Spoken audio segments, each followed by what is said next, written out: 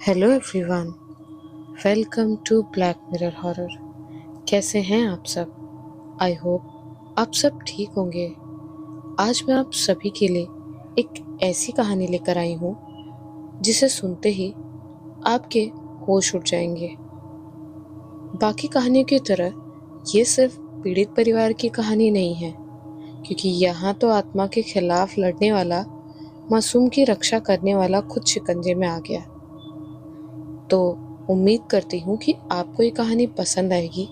कहानी पसंद आए तो इस वीडियो को लाइक और चैनल को सब्सक्राइब ज़रूर कीजिएगा, और साथ ही इन कहानियों को ज़्यादा से ज़्यादा शेयर ज़रूर कीजिएगा, ताकि हमारी कहानियों पे ज़्यादा लाइक्स और कमेंट्स आए, जिससे हमको अप्रिसिएशन मिलेगा और आपके लिए ऐसी ही नई कहानियाँ लाने की मोटिवेशन मिलती रहेगी।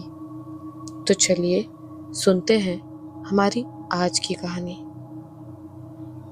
बात है 10 साल पहले की, जब एक रात का समय था। गांव का वही शांत और गहरा अंधेरा, जिसमें सिर्फ चिंगूरों की आवाज और दूर कहीं पनघट पर बहते पानी की ध्वनि सुनाई देती थी। लेकिन उस रात इस शांति के बीच कुछ ऐसा था जो हवा तक को भारी कर रहा था, जैसे किसी अदृश्य बोझ ने पूरे वातावरण को जकड़ लिया हो और धरती उस भय को सहने में असमर्थ हो। गांव के बाहरी किनारे पर बने पुराने लेकिन मजबूत मकान में रहने वाला संजीव कुमार उसी बेचैनी के साथ अपने घर के बरामदे में बैठा था। उसकी पत्नी मंजुला 2 घंटे पहले ही चूल्हे पर खाना बनाते समय अचानक बेहोश हो गई थी। उसकी बेहोशी साधारण नहीं थी। उसने अचानक एक तेज चीख मारी। उसके हाथ कांपने लगे और शरीर ऐसे गिरा जैसे किसी अदृश्य ताकत ने उसे जोर से धक्का दिया हो। जब वो होश में आई तो उसकी आंखें अभी भी डरी हुई थी और वो बार बार दोहरा रही थी। खेत से लौटते समय कोई उसके पीछे पीछे चल रहा था। वो लंबी कद की आकृति थी, जिसके बेहद लंबे बाल थे, पांव उल्टे थे और उसकी आंखें पूरी तरह काली थी। तो ये कौन था जिसके बारे में उसकी पत्नी उसे बता रही थी? और जब वो ये सब बता रही थी तो उसके चेहरे पर बहुत ही ज्यादा डर था। और अपनी पत्नी का डर देखकर संजीव ने कई बार पूछने की कोशिश की कि उसने वास्तव में क्या देखा था, लेकिन मंजुला बस यही कहती रही कि वो साया उसका पीछा करते हुए उसके बिल्कुल करीब आ गया था। गांव में ऐसी बातें पहले भी सुनी जाती थी, लेकिन इस बार मामला संजीव को अलग लग रहा था।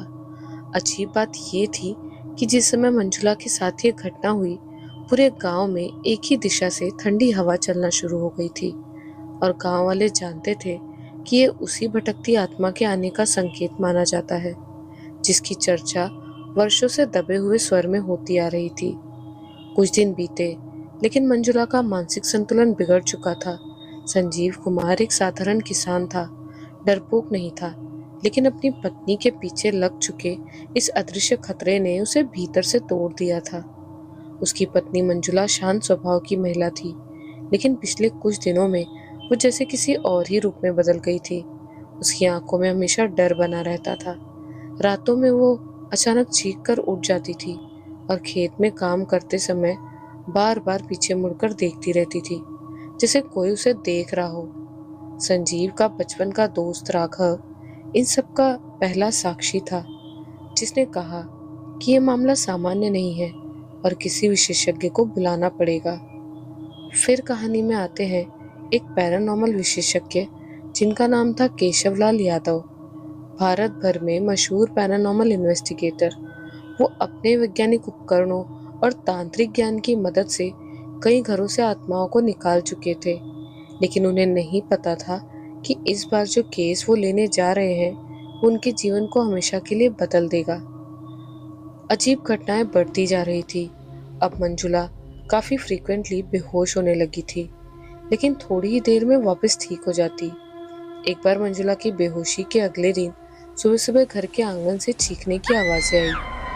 मुर्गियों का पिंजरा फटा हुआ था, मानो किसी ने अंदर से धक्का मारकर तोड़ा हो। मिट्टी पर एक अजीब गोल निशान था, जिसे कोई घूमता हुआ अचानक गायब हो गया हो। उसी शाम मंजुला ने फिर वही डरावनी बात कही कि खेत में वही औरत खड़ी थी और उसकी ओर देखते हुए अचानक गायब हो गई। इस बार मंजुला के शब्दों के साथ उसकी आंखों में खौफ साफ दिख रहा था। उसने कहा कि वो साया उसके साथ घर तक आया है और अभी भी घर के भीतर मौजूद है। ऐसी भूतिया घटनाओं का पढ़ना अब असामान्य नहीं रह गया था। एक दिन रात के लगभग 1:30 बजे संजीव की नींद अचानक एक अजीब आवाज से टूटी। वो बहुत नरम सी टक-टक की आवाज थी, जैसे कोई दरवाजे को उंगलियों से बहुत धीरे से छू रहा हो। उसने दरवाजा खोलकर देखा तो बाहर केवल अंधेरा था, लेकिन जैसे ही वो वापस मुड़ा, उसने देखा कि दरवाजा अपने आप धीरे धीरे बंद हो रहा है और फिर हल्की सी टक-टक की आवाज के साथ लॉक हो गया। घर में कोई हवा नहीं चल रही थी और दरवाजे पर जंग या ढीलापन भी नहीं था। उस पल संजीव को लगा कि घर में वाकई कुछ मौजूद है। 3 दिन बाद गांव में अजीब घटनाएं और बढ़ने लगी। खेतों में काम करते समय कई लोगों ने काली परछाई देखने की बात कही। 2 किसान रात में खेत से लौटते समय रास्ते में बेहोश पड़े मिले। एक महिला ने बताया कि उसके बाल किसी ने जोर से खींचे, जबकि वहां कोई मौजूद नहीं था। गांव में ये चर्चा फैल गई कि वही पुरानी आत्मा फिर से वापस आ गई है। छठे दिन गांव का सांड अचानक पागल हो गया। उसने 3 आदमियों को घायल कर दिया और वो किसी अदृश्य ताकत के नियंत्रण में हो गया। ये देखकर गांव के बुजुर्गों ने कहा कि ये वही आत्मा है जो 10 साल पहले खेतों में मौत का कारण बनी थी। अब संजीव को समझ आने लगा कि खतरा सिर्फ उसकी पत्नी तक नहीं है, बल्कि पूरे इलाके पर मंडरा रहा है। संजीव के दोस्त राघव ने तुरंत सलाह दी कि अब समय आ गया है केशवलाल यादव को बुलाने का। अगले दिन सुबह एक सफेद जीप गांव के मुख्य रास्ते पर आकर रुकी। उसमें से एक लंबा और गंभीर चेहरे वाला आदमी उतरा, जिसके हाथ में काला बैग था जिसमें उसके उपकरण थे। वो केशवलाल यादव था।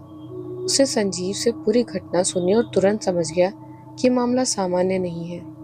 उसने कहा कि अगर समय रहते उसे नहीं बुलाया जाता तो शायद मंजुला की जान नहीं बचती।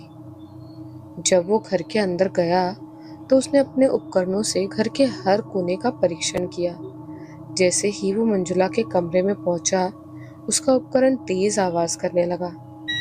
आवाज सीधे मंजुला के तकिए की ओर जा रही थी। उसने तकिया हटाया तो उसके नीचे से लाल रंग का एक गंदा धागा मिला, जिसमें बाल फंसे हुए थे। उसने बताया कि ये स्त्री आत्मा का एक रास्ता है, जिसके सहारे वो अपने शिकार के घर में प्रवेश करती है। और अब आत्मा केवल पीछा नहीं कर रही थी, बल्कि घर के अंदर पहुंच चुकी थी। केशवलाल ने जैसे ही लाल धागे को उठाया, कमरे की हवा अचानक ठंडी हो गई। ऐसा लगा किसी अदृश्य शक्ति ने एक गहरी सांस लेकर कमरे की सारी गर्माहट खींच ली हो। मंजुला एकदम चुप थी और उसकी आंखें अपने आप कमरे के कोने की ओर घूमने लगी। कोना बिल्कुल खाली था, लेकिन मंजुला का शरीर कांपने लगा, जैसे वहां कोई खड़ा हो और उसे घूर रहा हो। केशवलाल ने सिर झुकाकर कहा कि यही वो जगह है जहां आत्मा टिकती है और अब ये सिर्फ पीछा नहीं कर रही, बल्कि पूरा अधिकार जमाने की कोशिश कर रही है। उस रात संजीव और मंजुला को केशवलाल ने अलग कमरे में सोने की सलाह दी। वो खुद मंजुला के कमरे में अकेला बैठ गया ताकि वो आत्मा की उपस्थिति को समझ सके। रात के समय 11 बजे पूरे घर में एक हल्की गूंज फैलने लगी। शुरू में वो इतनी धीमी थी कि सिर्फ ध्यान देने पर सुनाई देती, लेकिन कुछ ही मिनटों में वो तेज होने लगी और ऐसा लगता था मानो किसी महिला की दबी हुई सिसकी पूरे घर की दीवारों में फैल रही हो। यह आवाज न दरवाजे से आ रही थी न खिड़कियों से, बल्कि घर की पूरी संरचना के भीतर से निकल रही थी। 11:35 पर अचानक ऊपर वाली छत से किसी के जोर से भागने की आवाज सुनाई दी। कदमों की आवाज एकदम भारी थी, जैसे कोई बेहद लंबी टांगों वाला व्यक्ति तेजी से इधर उधर घूम रहा हो। संजीव और मंजुला डर कर बाहर निकल गए और नीचे के कमरे की खिड़की से झांकने लगे।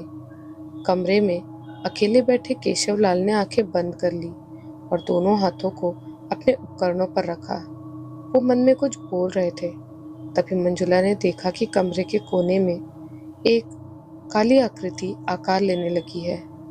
पहले धुआं, फिर धुएं से एक झुकी हुई औरत की आकृति जिसके बाल जमीन तक फैले हुए थे। उस आकृति का चेहरा स्पष्ट नहीं दिखता था, लेकिन उसकी उपस्थिति का प्रभाव या कहो ऑरा इतना तीखा था कि उसे देखने भर से शरीर सुन्न पड़ जाए। आकृति धीरे धीरे केशवलाल की ओर बढ़ने लगी। संजीव चाहता था कि वो अंदर जाकर उसे बचाए, लेकिन उसके पैर हिल भी नहीं पा रहे थे, जैसे किसी ने उसके पैरों में अदृश्य जंजीर बांध दी हो। उसी क्षण आकृति ने एक जोरदार चीख मारी जो किसी इंसान की नहीं थी। वो एक विकृत आवाज की थी जो किसी की नसों को छीलने जैसा एहसास कराती थी।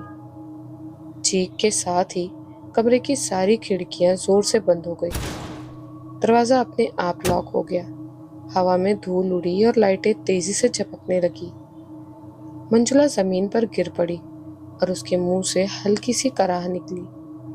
ऐसा लगा कि आत्मा उसके शरीर को खींच रही हो। बाहर खड़े दोनों लोग इस दृश्य को देखकर जड़ हो चुके थे। कमरे में अंदर केशवलाल ने अपनी जेब से एक छोटा सा चांदी का दर्पण निकाला और उसे उस काले साये की ओर उठाया। साया अचानक रुक गया और पीछे हटने लगा, जैसे दर्पण में खुद का प्रतिबिंब उसे जला रहा हो। लेकिन ये पीछे हटना अस्थायी था। पल भर में आत्मा ने फिर अपना रूप फैलाया और कमरे की हर दीवार हिलने लगी। ऐसा लगा कि पूरा घर किसी भूकंप की तरह कांप रहा हो। संजीव डर से चीखते हुए भागा ताकि दरवाजा तोड़ सके, लेकिन जैसे ही उसने हाथ लगाया उसे लगा कि कोई गर्म लोहे ने उसकी उंगलियां जला दी हो। उसी क्षण उसने एक और आवाज सुनी, इस बार घर के बाहर खेतों की तरफ से। ऐसा लग रहा था जैसे एक स्त्री बहुत तेज गति से खेतों में दौड़ रही हो और उसके पैरों की आवाज घर की दिशा में बढ़ती चली आ रही हो। यह आवाज मानवीय नहीं थी। उसमें एक तेज खुरशने वाली ध्वनि मिलती थी, जैसे जमीन खुद दर्द में हो। अचानक कमरे का दरवाजा अपने आप खुल गया और इतना घना धुआं फैला हुआ था। धुएं में से एक औरत का आधा शरीर झलक रहा था। उसका चेहरा पूरी तरह जल चुका था और उसकी आंखें सिर्फ दो काले गड्ढों जैसी थी।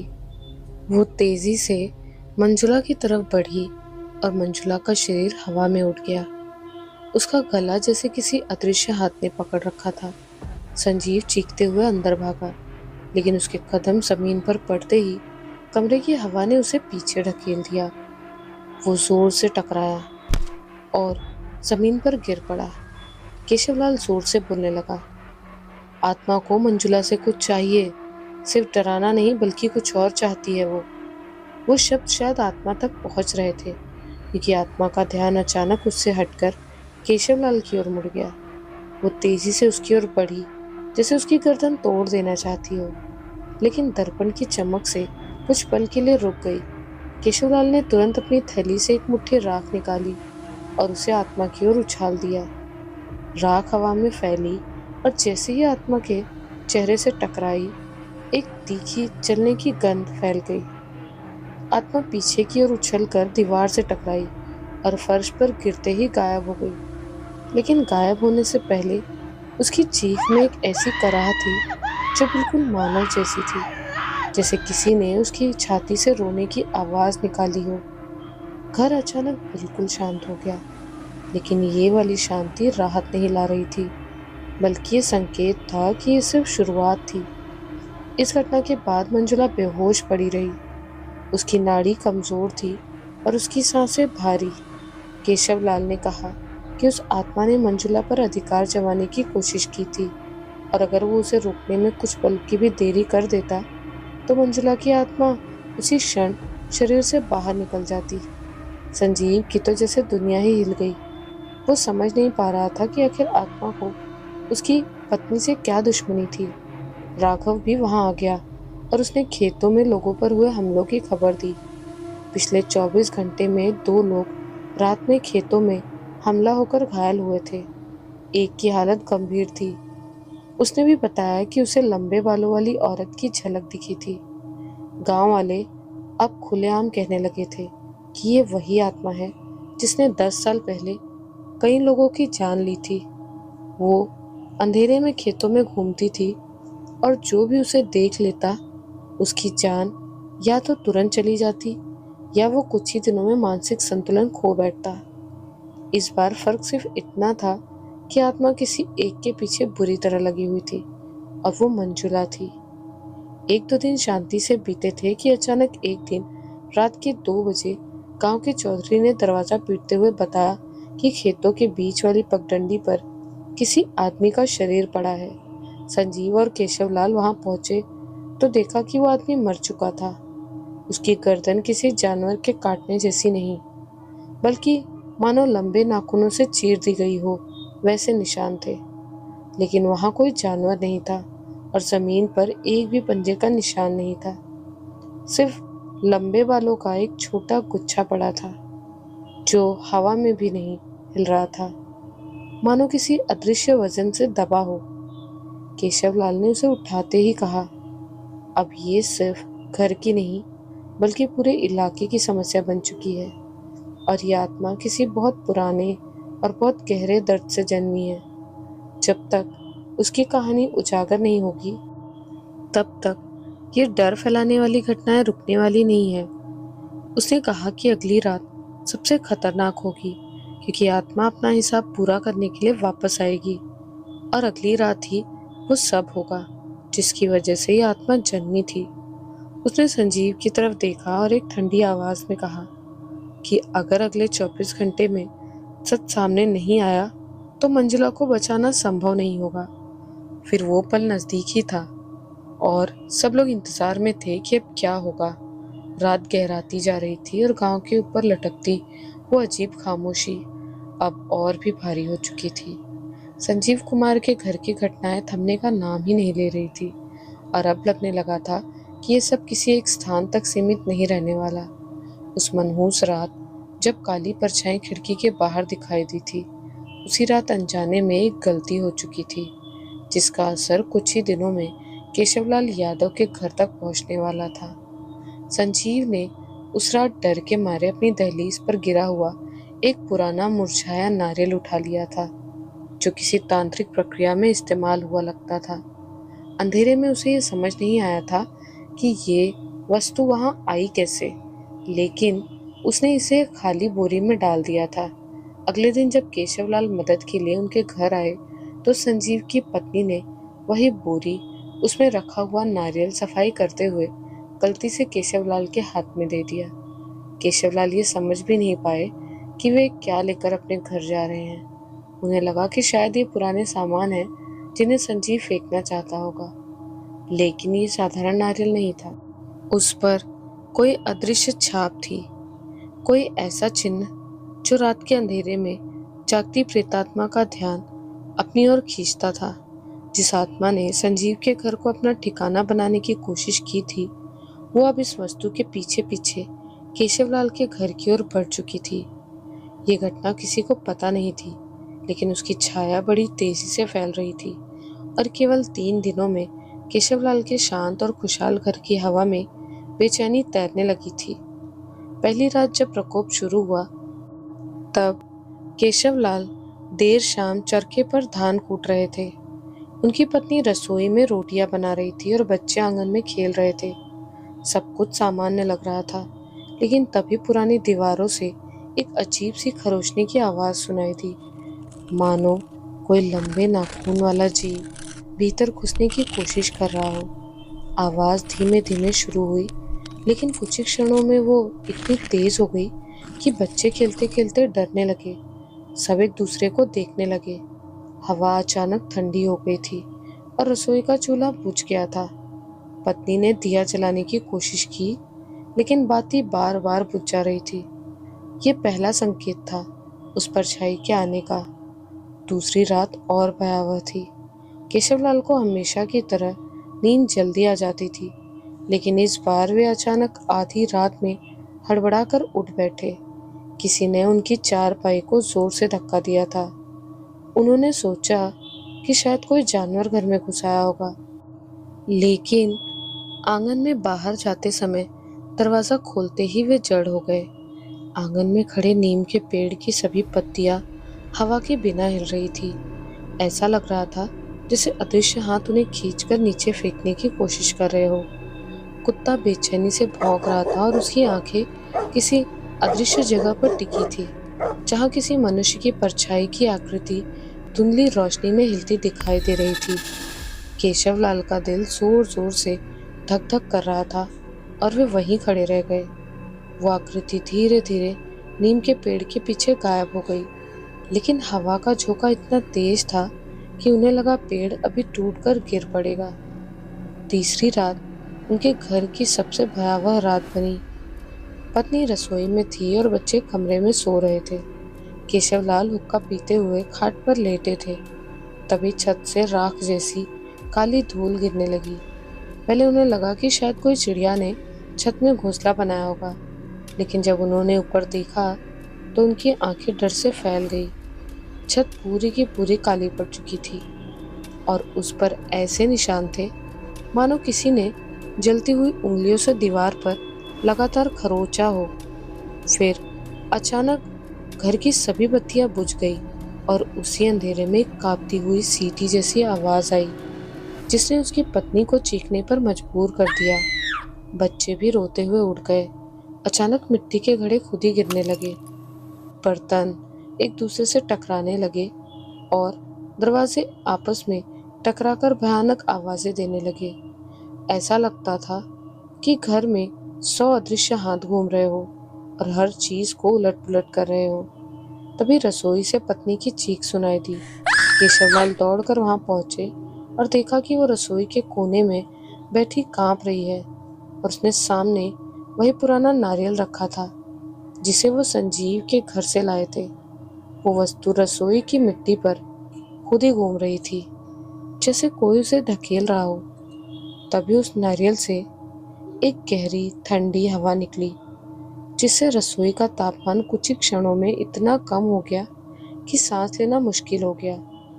वो हवा किसी जीवित चीज की तरह घर में घूमने लगी और फिर अचानक ही बच्चों की ओर बढ़ गई। बच्चों ने चिल्लाते हुए अपने पिता को पुकारा। केशवलाल ने पत्नी का हाथ पकड़कर बच्चों को दरवाजे की तरफ धकेला, लेकिन जैसे ही वो हवा उनके पास पहुंची, सबके शरीर पत्थर की तरह भारी हो गए।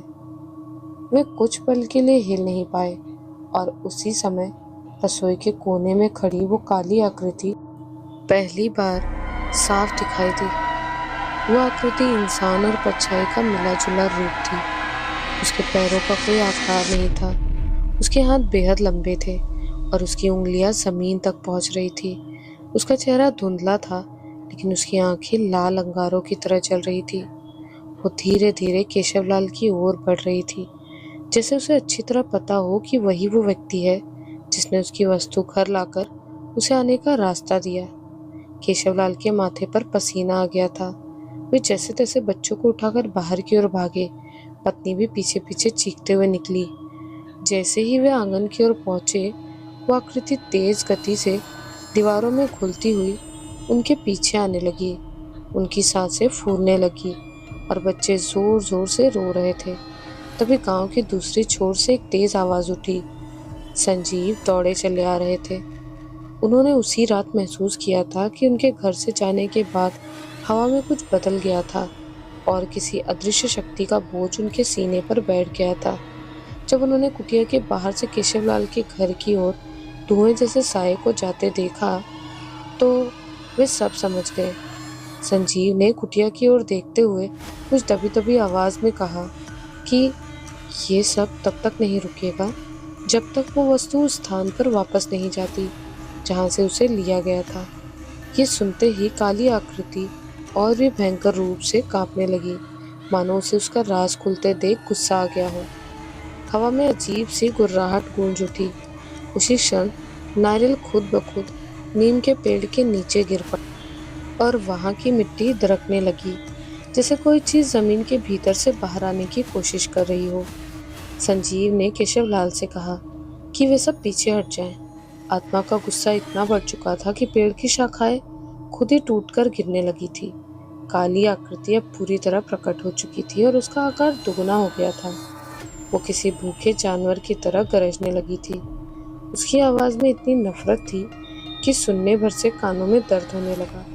संजीव को पता चला था कि वो आत्मा किसी तांत्रिक के अधूरे अनुष्ठान की कैद में थी और जो वस्तु उसके पास थी वो उसका अधूरा बंधन था।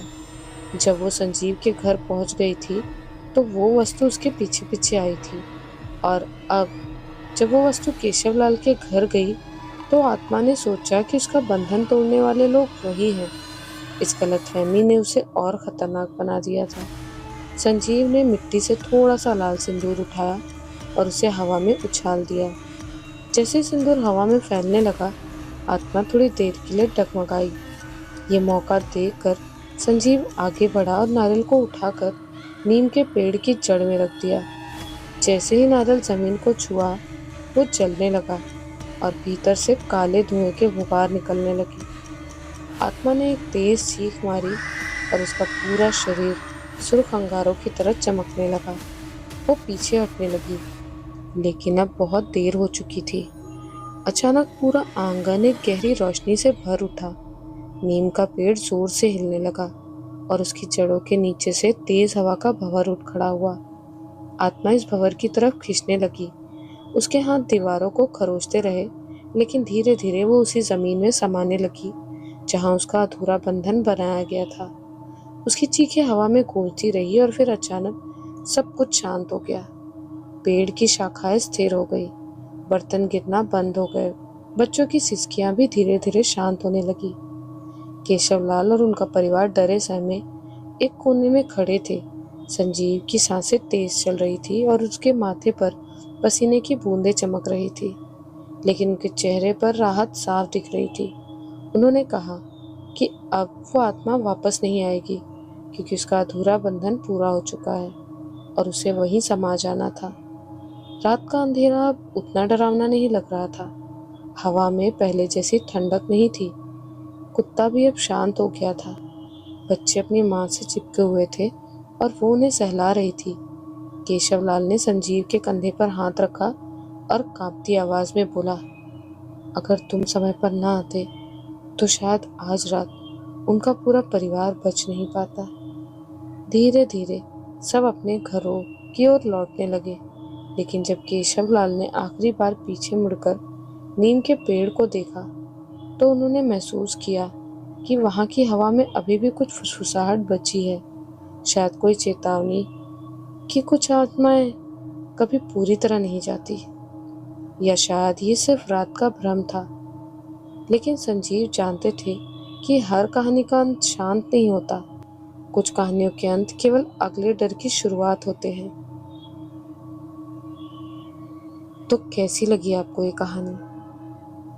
क्या आपने कभी सोचा था कि एक आत्मा को ढूंढने और भगाने वाला, जिसने पता नहीं कितने परिवारों को आज तक बुरी शक्तियों से बचाया था, उसे वही इंसान मदद करेगा जिसके घर वो एक दिन पहले आत्मा से उनकी रक्षा के लिए गया था? आपको ये कहानी कैसी लगी, हमें कमेंट में ज़रूर बताइएगा।